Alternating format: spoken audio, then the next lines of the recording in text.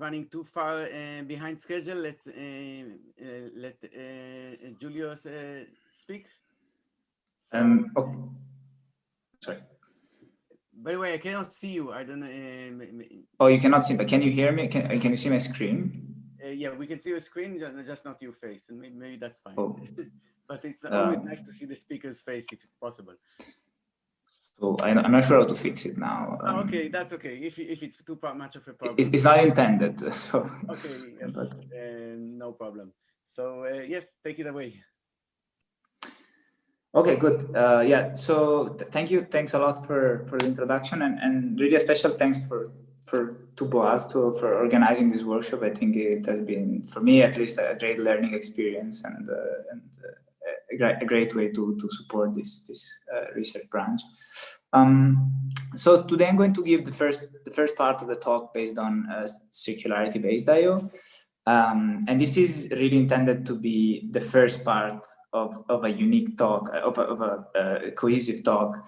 And I'm just going to give, the introduction, introduce the main basic idea of the framework, and then Roman and Daniel will continue from there, explaining more specialized construction and analyzing in the details things. So, and please, I mean, this has been mentioned already, but please interact me if something is not clear. I'll be very happy to make this an interactive talk. Okay, and by the way, I should mention that at least from my side, this was a joint work with Zvika, Nico, and Sanjay. Good. So what this talk and the subsequent two talks are going to be about is, of course, a new construction, a new candidate construction of class of construction of indistinguishability obfuscations, which have three main features that I would like to highlight here. So the first and I think the most important for me is that the construction are actually simple to understand, like bearing some generic construction which are swept under the rug. But what the new ideas in this work you'll see are quite generic and quite modular. So in particular, at least for as far as our work is concerned, they're not specifically tied to any algebraic structure, and they're quite portable. So I hope that they might be even useful in other contexts. The upside of this generality is that we can essentially base everything on LWE-based techniques, and therefore conjecture the post-quantum security of our schemes. And the assumptions that we are going to prove our construction secure against are relatively simple, and in some sense, each work will have a different flavor, but in some sense, they're all related to some notion of circular security. And for those of you who forgot what circular security is, that's here on the bottom right side of the slide, you can see an example of a two-key circularity, which essentially says that an encryption should stay secure even though we encrypt their own key inside of the encryption algorithm, and the cycle can be generalized naturally to any cycle length. Okay, so just to be on the same page, we are doing the standard notion of indistinguishability obfuscation. I really don't want to spend time on this because it has been already discussed at length, at least the definition of I/O, but this is basically what we're doing. So we want an obfuscator for which, for all functional equivalent program, the two obfuscations are computationally indistinguishable. So we are doing the same thing as everybody else. And this slide is just to show off my artistic talent, so we can skip it. So before actually talking about our results, I want to give a classification, or a very personal classification on the approaches that have been taken in order to construct I/O. So the first approach started from Garg et al. From multilinear maps, and I want to also highlight some what I consider to be upsides of these approaches, and what are the less maybe satisfactory aspects of this approach.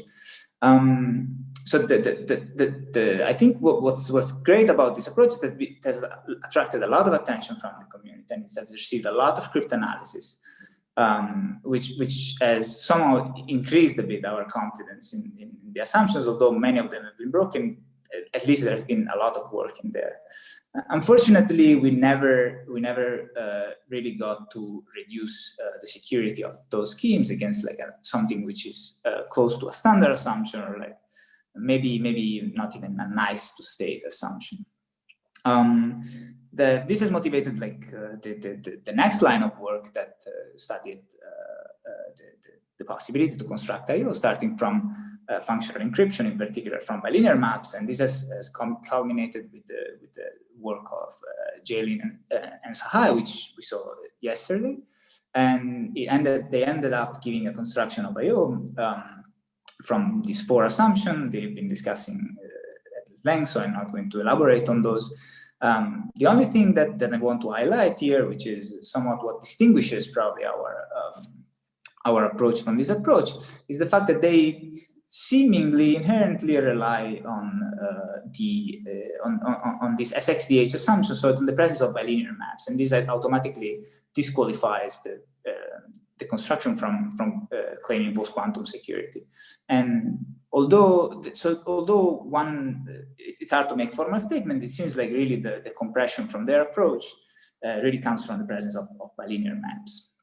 So as I said, it seems quite inherently tied to not having post-quantum security. There are other approaches, perhaps not as popular, to construct I/O based on tensor products or a fine-determinate program.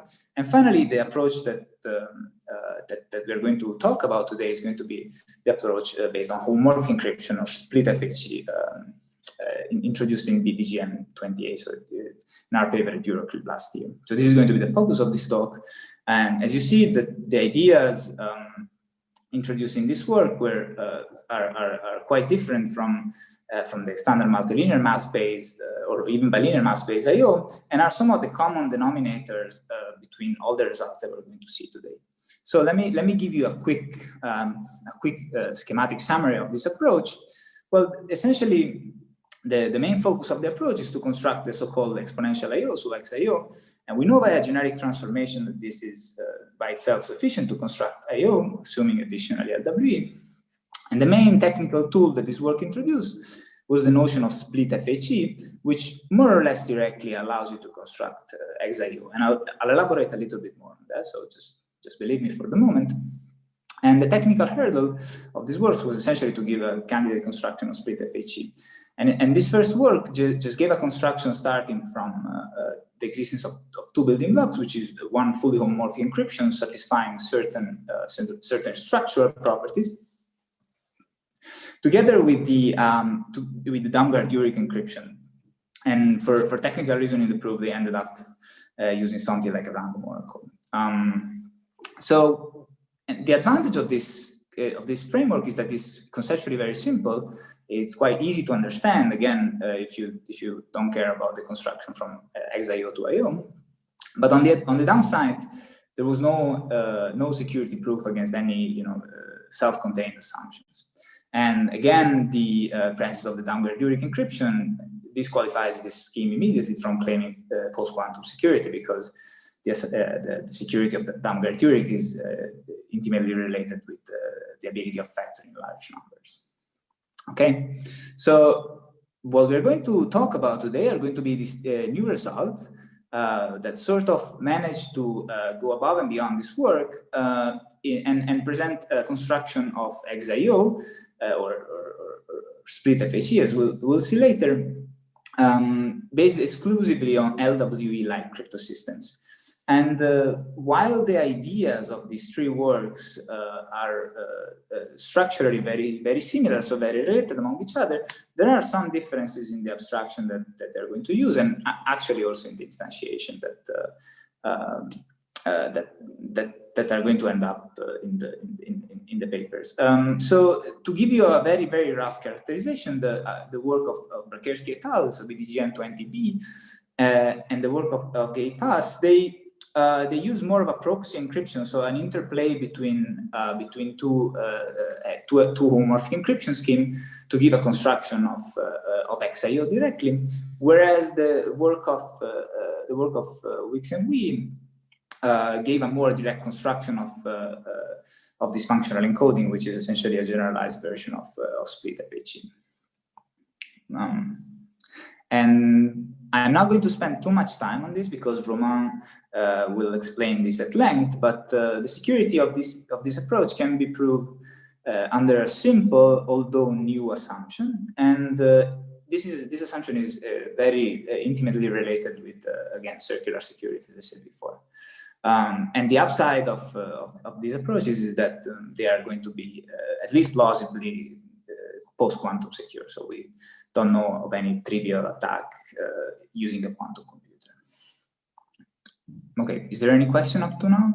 If not, I'm going to describe a little bit what XIO is and give an overview of the framework, of the PDGM framework. So people can feel free to unmute themselves and ask questions, but if there are no questions, feel free to continue. Okay, perfect. So what is exponential I/O? XIO, we already saw this notion at length, but let me repeat it here for completeness.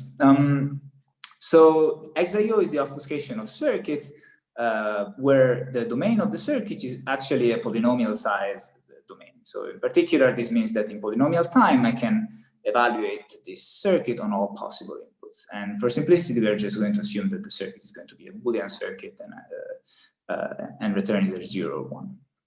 And besides, of course, the notion of security of computational indistinguishability for equivalent circuits, the only additional condition that we impose on this XIO is that of non-triviality, which essentially says that the size of the obfuscated circuit should be sublinear, so asymptotically smaller than the size of the truth table of C, which is n, basically, so the size of the domain of C.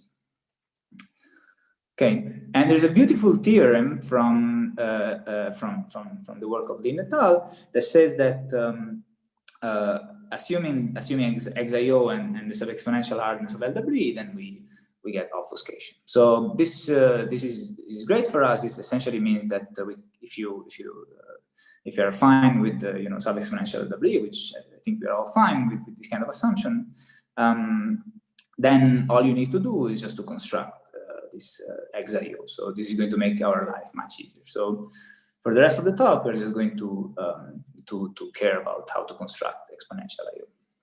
And by the way, the theorem even generalized to the pre-processing settings. So what does it mean, the pre-processing? Here I'm assuming that in addition to a description of the circuit C, the obfuscator is also given access to a common reference string, which consists of, it can be even a structural distribution as long as it's sampled independently from the obfuscator.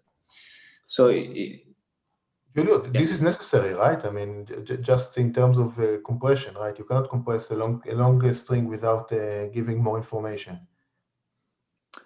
It's not just a relaxation, right? I mean, you cannot compress an n-bit string by shorter string without adding some information in the background. Or maybe no. So the point is that you don't want to compress C. You just want to compress the truth table of C. So you're not looking really for information theoretic compression. You're just looking for computational compression. No, you are allowed. Benny, it's an indistinguishability-based notion of security for XIO. So there's no incompressibility bound. If you wanted simulation, the CRs would be necessary. But this is an indistinguishability-based notion. No, I'm talking about correctness. Forget about security. Just correctness. No, Benny, if you have XIO with a CRS, you can get XIO without the CRS. Yeah, that was my next step. But Benny, I think I understand Benny's question. Maybe the question is the following. When you said n to the 1 minus epsilon, you also allow terms that are polynomial in the circuit size description of C? Yes, of course. Oh, okay, good. Thank you. Yes, okay, good. Sorry about that. Yes, of course. So, of course, in order for this to make sense, the circuits should have a compact representation, and I'm allowing. I don't care about polynomial terms in C. Yeah, sorry for the confusion. Yeah. So just to make sure, what you mean is the size obfuscation of C is the size of the circuit plus n to the 1 minus epsilon, or something of that form. Or even poly in the circuit? Even poly, yeah. Poly in the circuit, yes. Yeah. Thank you. I think that was Benny's confusion. Yeah, exactly. Oh, yeah. Thanks for the question. Sorry for the confusion. Yeah, of course, I'm omitting a lot of things here on the slide. Yeah.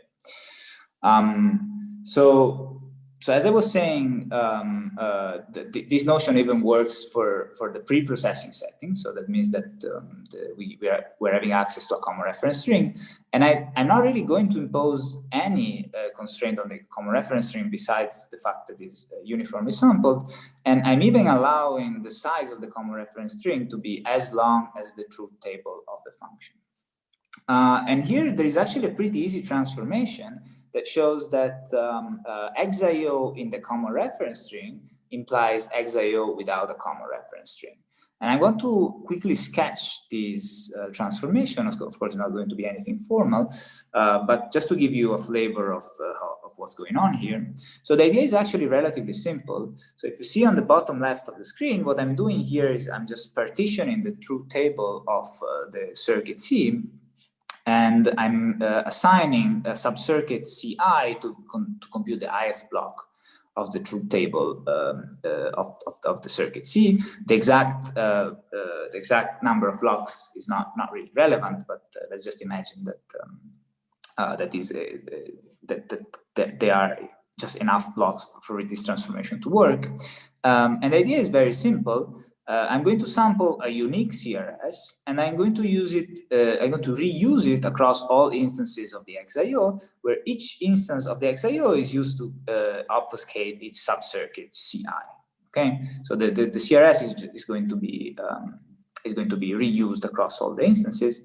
Well, now this gives me at least a syntactically correct XIO. And now the point is that if you analyze the size of the CRS, the size of the CRS will only grow with the truth table of a subcircuit, which is sublinear in the size of the total truth table of C. So what I can do, I can just take this CRS, sample it locally, and attach it, basically hardwire it with the description of the obfuscated circuit C. So I can just add it to the obfuscation of the circuit C, so which makes it in the plain model.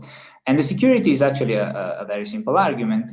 I can maybe one way to say it is that if you had an XIO with a CRS of size n to the 100 that save the factor of n to the epsilon, then now you can convert it in a into something that doesn't use a CRS at all, but saves a factor of n to the epsilon over 100 or something like that.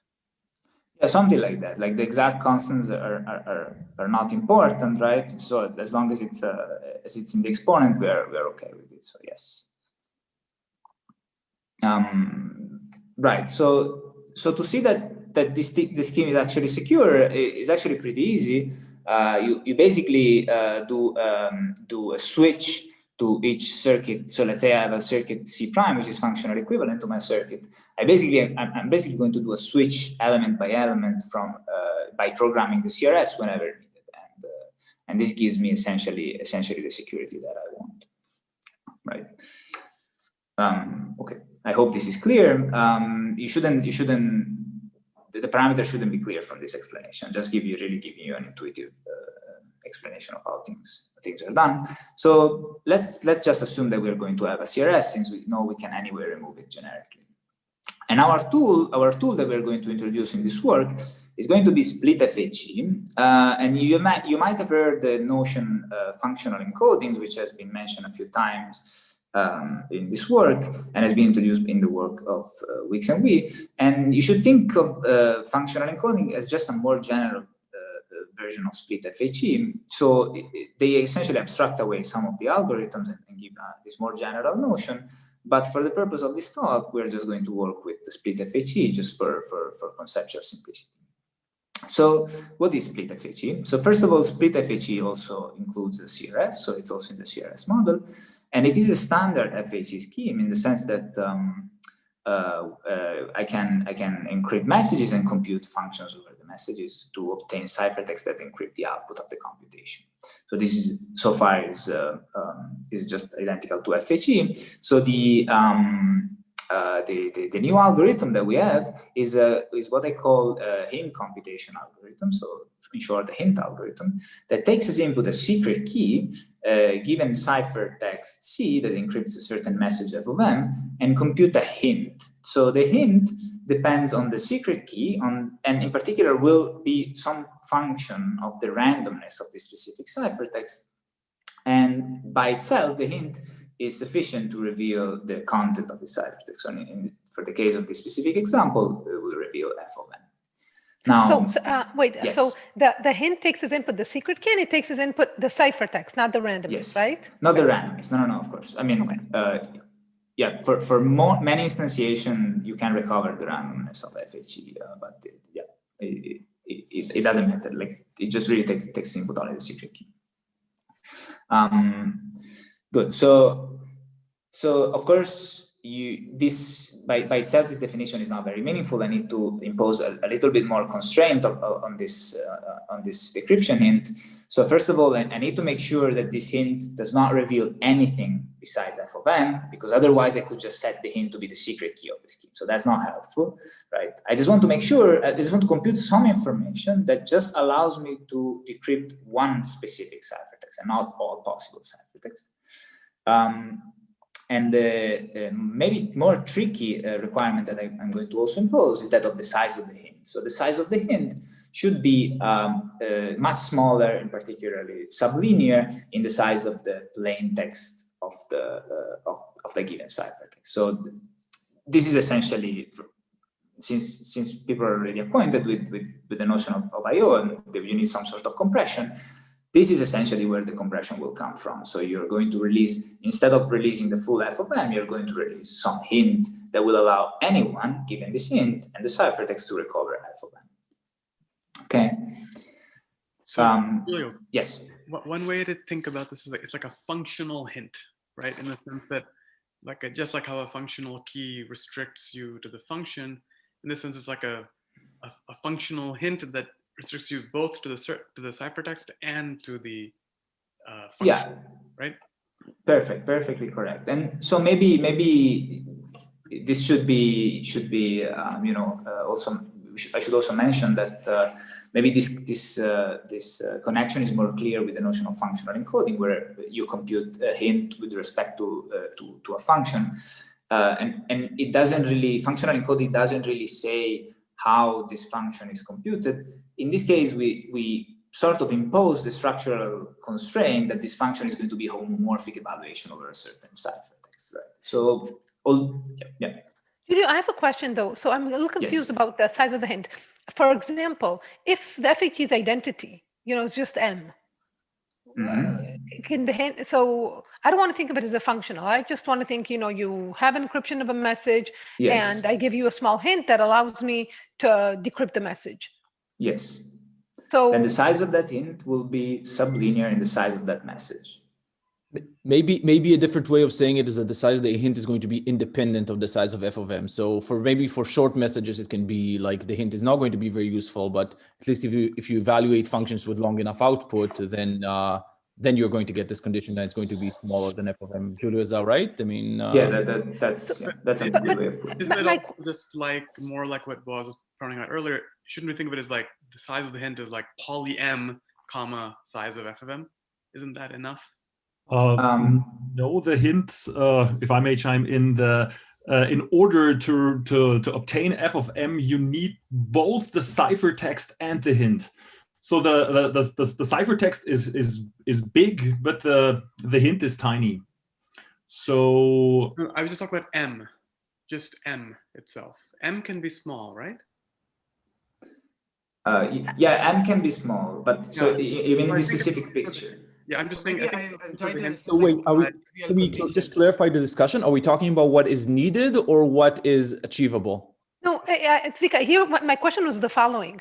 Why is it, the way it's stated, it's not clear to me why there is even a function there. The way it's stated, it seems like the way to state it is just say, look, I'm giving you an FHE of M, and you can find M via a hint, and the hint is going to be of size that depends only of the secret key, but not of M. That's kind of what seems to be written here. But you wanted to apply also to post-evaluated ciphertexts. Okay. What you said, it doesn't follow that it works also for post-evaluated. Okay. I guess the point maybe is that there is the following trivial condition if you didn't require the encryption to be fully homomorphic, and that is the following. So suppose you every ciphertext, every plaintext you encrypt, you create a short ad hoc key, and you basically send an encryption of that key plus an encryption of the message, say, with respect to that key. Now the hint can be this short ad hoc key, and that would satisfy everything except this is not an FHE. Yeah. Is that So like an ideal split, not FHE, like an encryption scheme that's not FHE, is a hybrid encryption scheme. So we want like something that sort of behaves like a hybrid encryption scheme, but is also an FHE, also supports homomorphic evaluation, right, Giulio? So yeah, I mean, I'm not sure what I'm supposed to comment on. But, maybe just to give a little more intuition for people, the way it's used is you're going to encrypt one message, but evaluate many functions over it and release many hints for that same message. Maybe that'll help clarify what's needed. Okay, yeah. So I want to confirm my question, which was just that: is it sufficient to have the property, the size of the hint, is polynomial in M, but then much smaller than F than the size of F of M? I believe the answer is yes, but I'm sure the answer is yes. Okay, yes. Very good. So I guess question, Giulio, on a different side, like yeah, go ahead. In terms of security, do you require are we requiring that the hint shouldn't give me more information on other ciphertext? Like I understand that in terms of functionality, you need the hint to be tailored. You allow the hint to be tailored to the ciphertext, but is it also a security restriction there? Yes, it is. So, like, yeah, you don't want to say it formally because it's a bit messy, but formally, we're really going to require simulation security, and that's going to be only achievable in the CRS model. So, we're really going to say that if you have control over the CRS, and I give you a certain plain text for that you want to program over the ciphertext, then given a trapdoor for the CRS, or given a control over the CRS, you can compute a hint that corresponds to that specific message. So the security in a simulation sense for the hint. Sorry, I want to make sure this is I understand this because it's important. What Amit said seems much weaker than what is written here, which I agree with him. I mean, I see that's what you need. That's what confused me here, because you don't need to compress M. That's kind of the point. You just need to compress, you don't want to depend on the output size, but there's no compression of M in the hint.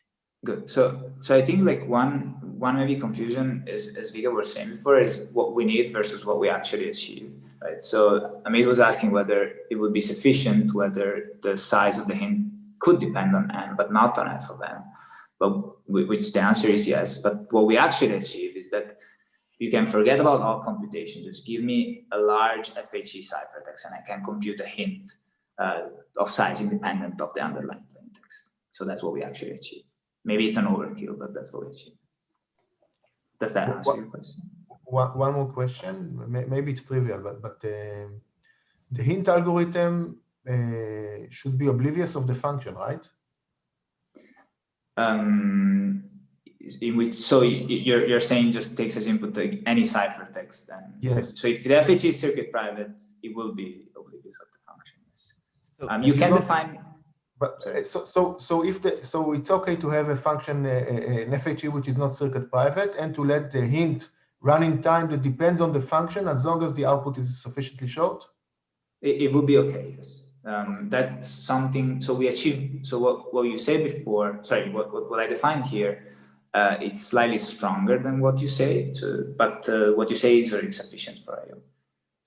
So another question, the FHE encryption can be randomized. So in principle, could you do something like create a session key, right? So a ciphertext look like, say, an encryption of a symmetric key and an encryption of an encryption of the true message with respect to the symmetric key, and then you do maybe everything homomorphically.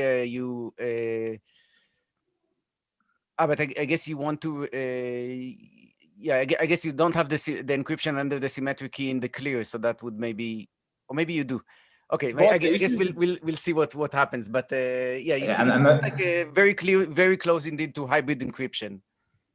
Boss, I think your intuition is correct, right? Hybrid encryption is what we're shooting for, but you want it to work also for post-evaluated ciphertext, right?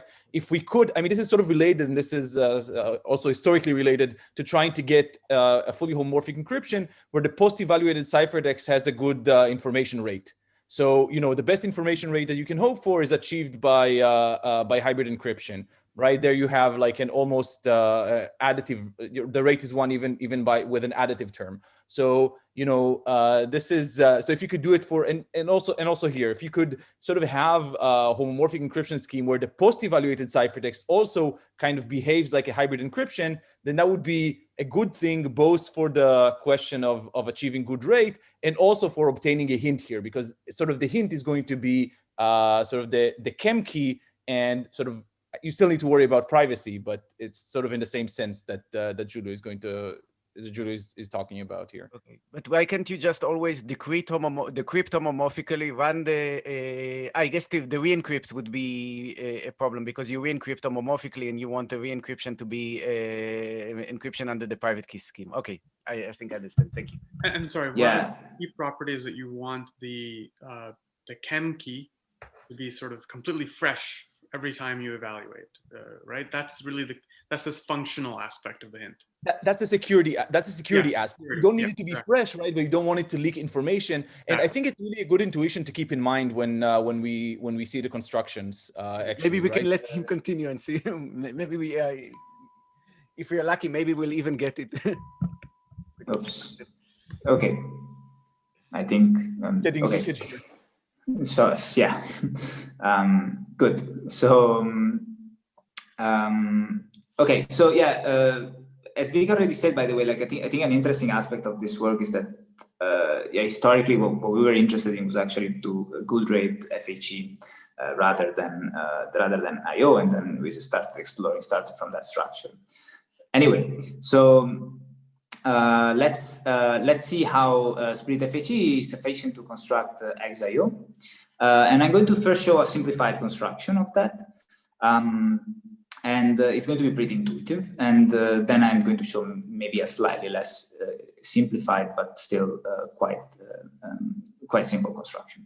So the idea is relatively simple. So you just, the obfuscated circuit consists as an FHE encryption of a circuit C. And then the obfuscator evaluates this encryption homomorphically over all possible inputs. And recall that I'm just doing XIO, and I can iterate over all possible inputs of the ciphertext C. So this essentially gives me an encryption of all possible values of the circuit C on all possible inputs, which is basically the truth table of the circuit C. Okay. So, and now what I do is I take this encryption, use the secret key to compute the hint for this encryption. And that's essentially it. So this is basically my obfuscation. So my obfuscation will consist of the encryption of C together with the hint computed over the ciphertext that contain the truth table of the circuit. This is basically my obfuscation.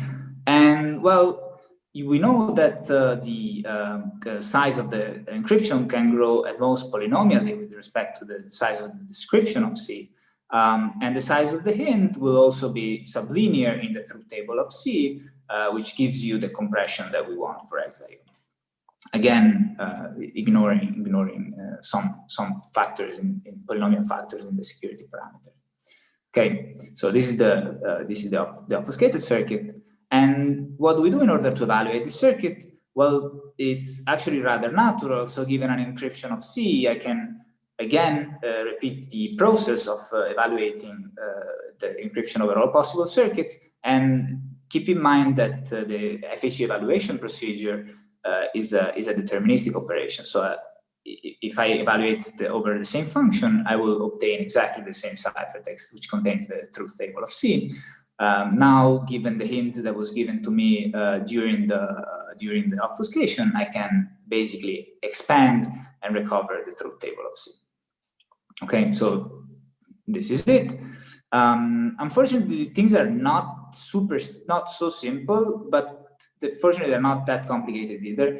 So here I kind of swipe under the rug the fact that the size of the public key might be proportional to the size of the output of the function. In particular, the maximum size of the plaintext that we can fit inside of one FHE ciphertext might affect the size of the public key as well. So that seems to be a problem, because now I have to also include the public key in the obfuscated circuit, and this essentially kills all the compression.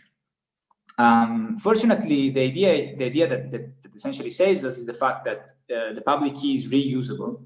So the idea is to amortize the size of the public key over several executions. Sorry, can you, Giulio? Yes. Sorry, I missed that. Why would the public key depend on F of M? I mean, this is FHE, right? So.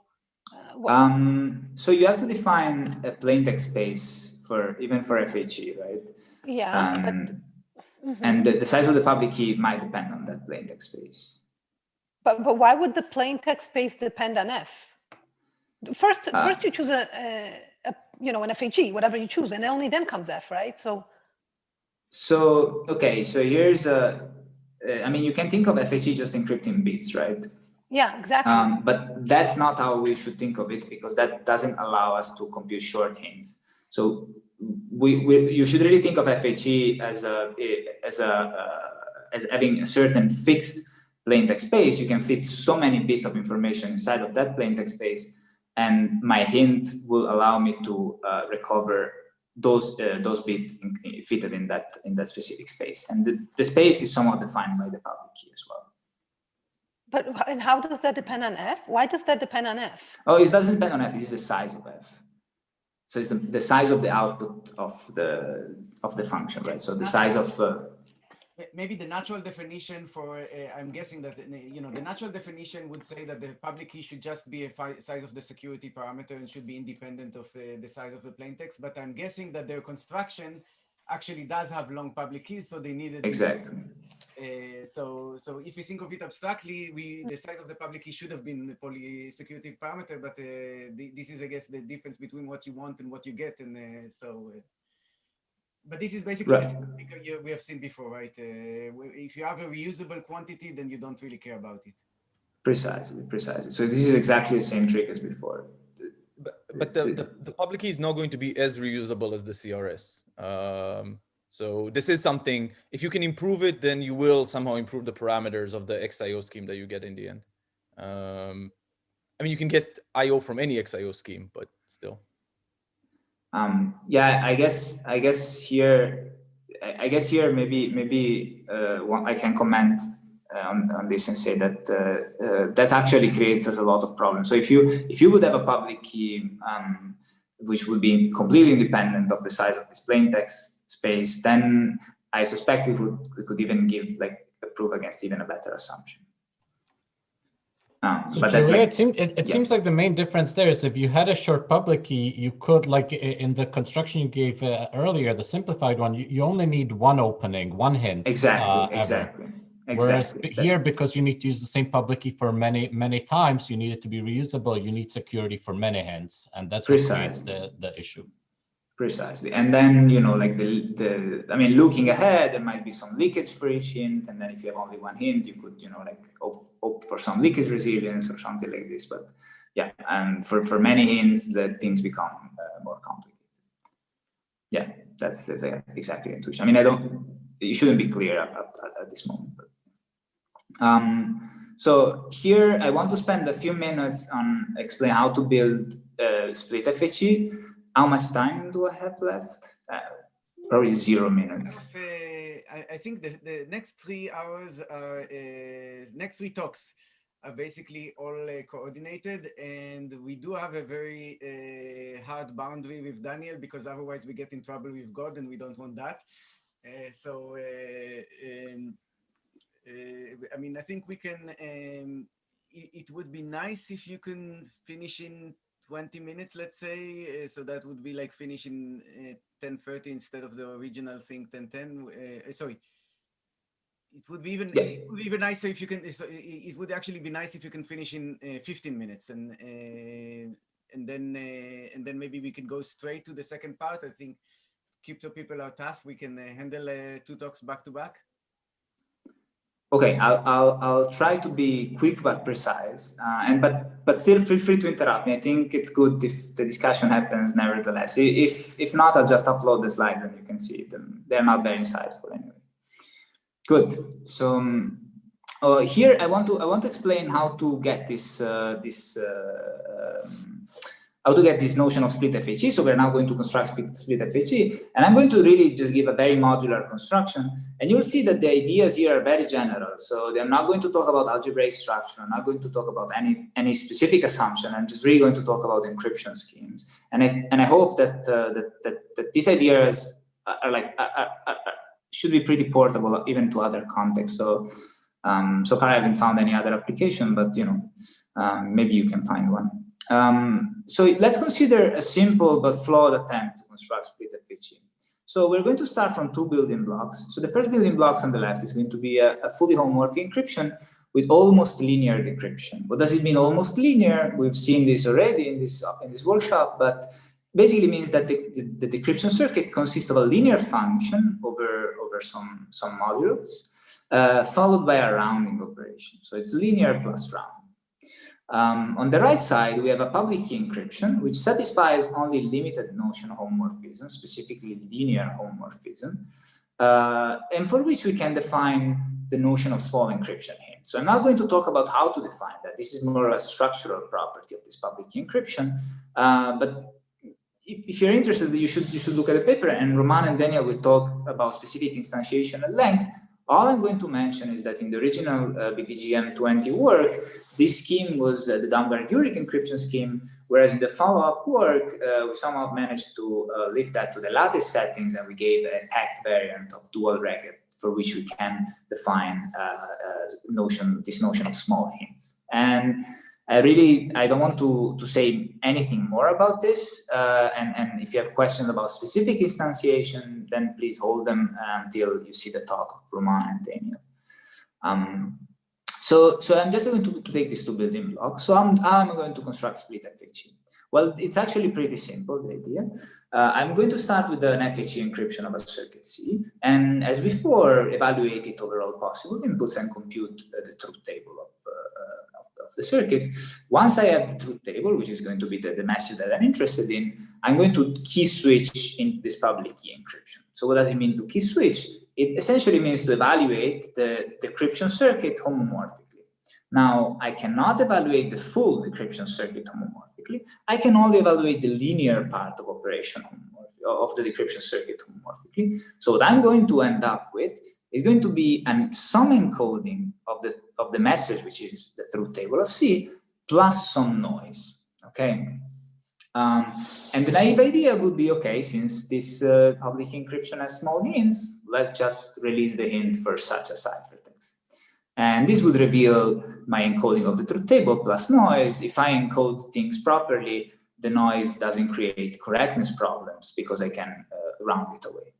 Of course, this attempt is completely flawed. I'm sure all of you by now figured why. And the problem is that the noise term cannot be disclosed. And in particular, as Daniel also commented before, if the fact that the XIO will, our split FHE will allow us to recover multiple noise will essentially cause a complete breakdown of the scheme, because we're essentially going to be able to recover the secret key of the scheme in polynomial time by a simple linear algebra. So this is not good. You've spoken here a little bit the abstraction barrier.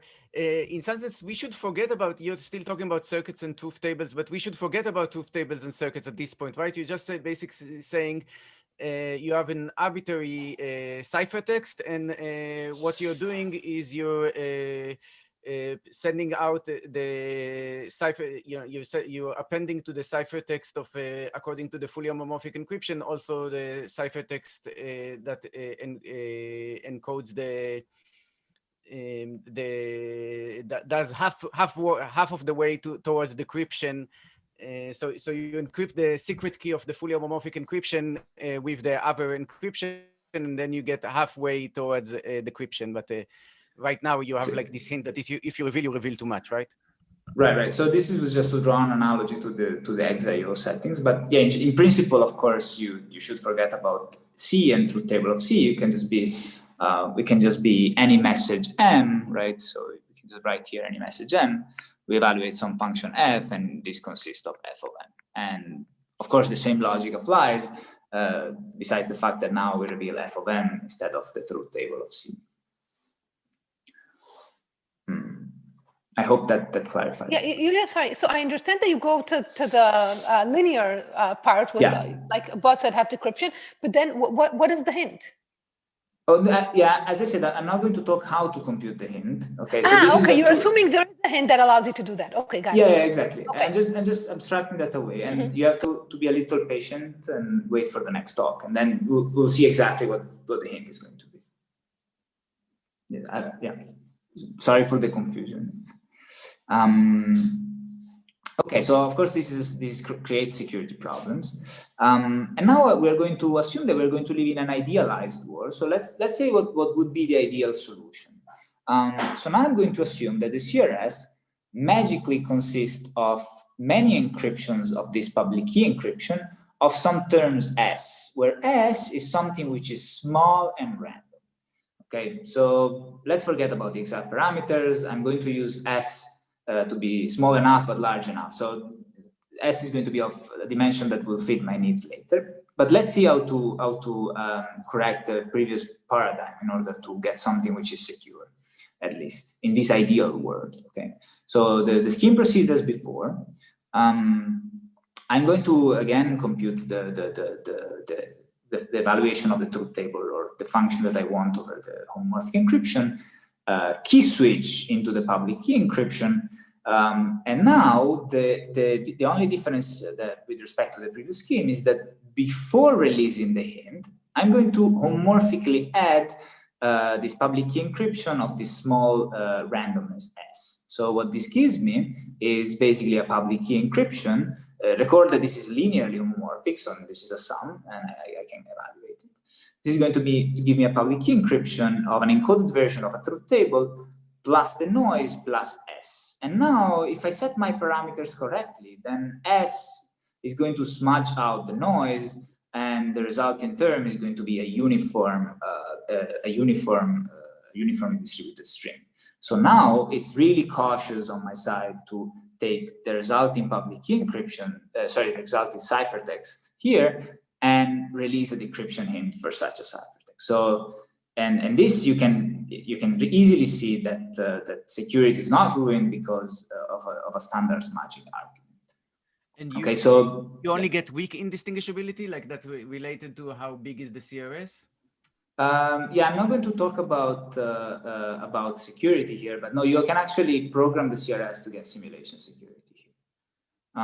If you instead of putting, I mean quantitatively, like the amount of smudging, is it the case that it's only 1 over polynomial indistinguishability? Oh, no. Good. So that's a statistical smudging. So recall that we are in the lattice world, so we can we don't need to compute any discrete logarithm here. So we can have a really large smudging noise. We can really do statistical smudging here. So we don't have the issue of amplifying the security of the scheme. And by the way, even for Damgard-Urich encryption, one crucial difference with respect to the framework of JLS that we saw yesterday is even in those settings, we can also do quote unquote proper smudging noise. So we, of course, so we don't have to go over these amplification steps. Okay, so good. So this is fantastic. Well, the problem is, of course, that the public key encryption of something small is not really uniformly distributed. Okay, and in particular, this would require me to give somehow this information. I cannot just like hope that the CRS will magically have this structure. Okay, so what do we do? So here is the last slide. So and our actual solution. So the general blueprint of our solution. So now I'm going to assume that my CRS is going to consist of public key encryptions of string S, where S is just random. So I'm not assuming it is small, I'm just assuming that it's uniformly distributed. And let's pretend for the moment that this is possible. Of course, this is only possible if this public key encryption scheme has the so-called dense ciphertext. So that means that a uniform string is going to be part of the ciphertext space with overwhelming probability. But let's assume now that our public key encryption satisfies this notion, okay? So I'm going to assume this. And now the idea is very simple. So the idea is, now if we try to apply the previous approach, this term S will not only smudge the noise, will also smudge my plain text. So it will introduce too much randomness inside of the public key encryption. And the idea is, let's first let's somehow include this this information S, and in particular only the higher order bits of S, inside of the computations in such a way that the information of S that is going to cancel out the message will be preemptively subtracted away from the FHE computation. So I'm going to be a little bit more precise now. So what am I going to do? So the first modification is that not only I'm going to publish a public key encryption of the secret key of the FHE, but I'm also going to publish an FHE encryption of the secret key of the public key encryption. And here is where you can already see where the circular dependency comes from. Actually, the assumption is more complicated than that. So this is not like just security in the presence of this cycle. Is a little bit more complicated than that, but I don't want to talk about this now. It will be the next talk.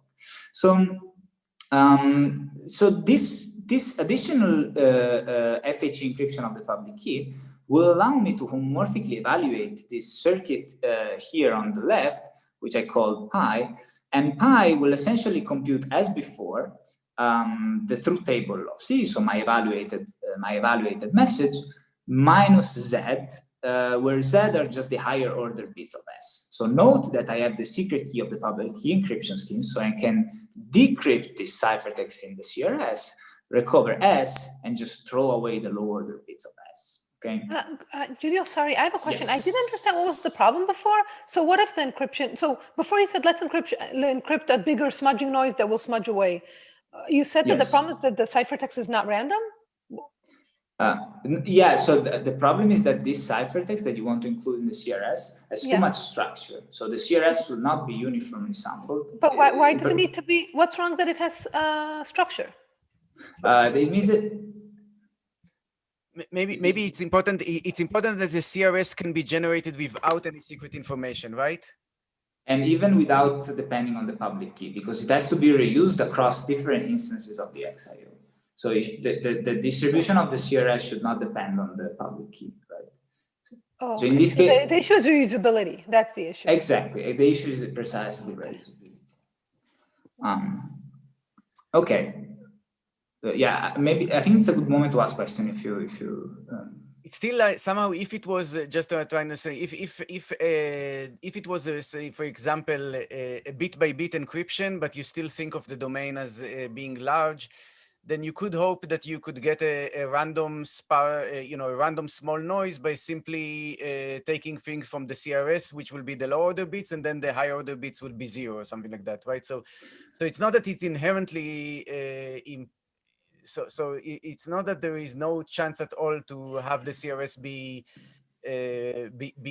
random small things. It's just that you don't know of a construction that will do that, right? Yeah, precisely. So in particular, if there was a way to obliviously sample public key encryptions of small values for some definition of small, for some public key encryption, then you might have some leverage here, right? So the point is that for all constructions that I know, at least it seems difficult to do that.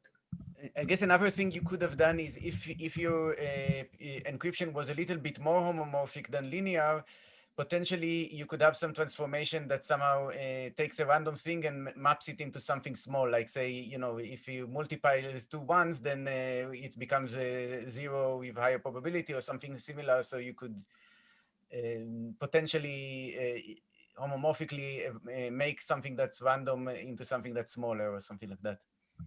Yeah, I mean, if that was a fully homomorphic encryption scheme for which you could define small hints, then that would be definitely an approach. I mean, I'm not sure what would go wrong, but I would have to look at the scheme at least. But sort of, Boaz, what you're suggesting is just sort of, yeah, different ways of like sort of taking a CRS, which is a random encryption of something random, and turn to an encryption of something small, right? So yeah. I guess Giulio is describing the way that you know we came up with, but you could definitely, like, it's a good idea to try to think about maybe other ways of doing it. No, it's interesting because that's the only, I mean, it's really beautiful, but that's the only part where you use circularity, right? So it doesn't seem like circularity is such an essential thing, part of this construction, because it seems to be getting around a very technical, specific issue that potentially, for example, if this was instead of the linear, right, maybe degree 5 or whatever, there might be some very small, limited amount of homomorphism in the encryption thing that would have been enough. Yeah, I mean, I'm not. It's hard to say whether this is really inherent or not. Yeah, I somehow have the same feeling that it's really more due to a technicality rather than some like, I don't know, inner working of natures that's happening here. So yeah, should make us hopeful then to improve this soon.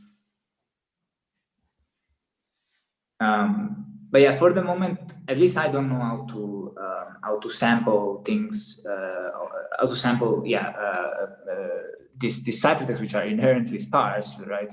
If the message space is large, that this is definitely a sparse cipher, a sparse subset of the whole space. So we're going to have to do with this circularity. And again, let me repeat it. So what I really want to, what I really care in the end is to just get an FHE encryption on the truth table of C, so the output that I care about, minus set, again, the higher order bits of S. Now, as before, I can key switch into the public key encryption, and now note that differently from before, I have this additional term minus set due to the different computation that I performed. So up to now, I've just changed the homomorphic computation that I performed on the left. And now I can simply add the encryption of S, which I find it from the CRS. And well, note that that S minus Z is going to cancel out the high order bits of S. So I'm going to end up with something which are essentially the low order bits of S.